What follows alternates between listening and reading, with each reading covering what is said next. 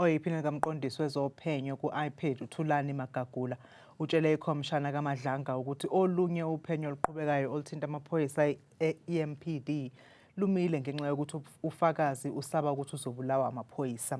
Magagula bekuwusuku lwakhe lwesibili ethula ubufakazi kule khomishana kuleli sonto. Ikhomishana kaMadlanga ibilalela ubufakazi obuthinta inkohlakalo emaphoyiseni omkhandlu waseKuruleni. Ikhomishana kaMadlanga izwakalise ukukhathazeka ngokubambezeleka kokuphothulwa kophenyo kwamanye amacala aphenywa yi-IPID. uMagagula utshele ikhomishana ukuthi into yenza ukuthi kube nokubambezeleka ukuthi ofakazi bayesaba ukukhuluma nakuba bebanikeza isiqiniseko sokuthi bazovikelwa. But it seems to me the investigation has stagnated.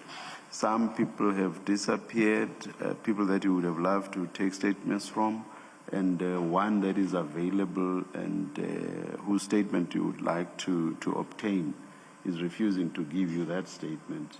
So it's on that basis that I'm asking you, would you say the investigation has stagnated? Currently, he is afraid. I don't want to lie.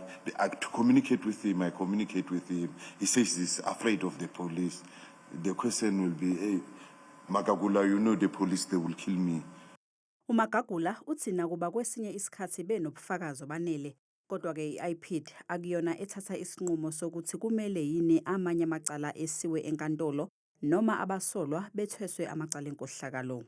These for me appear to be instances where a case of corruption can be prosecuted if IPID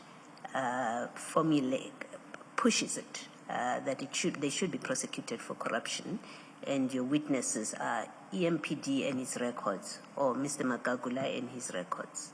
Why is that not done or not doable?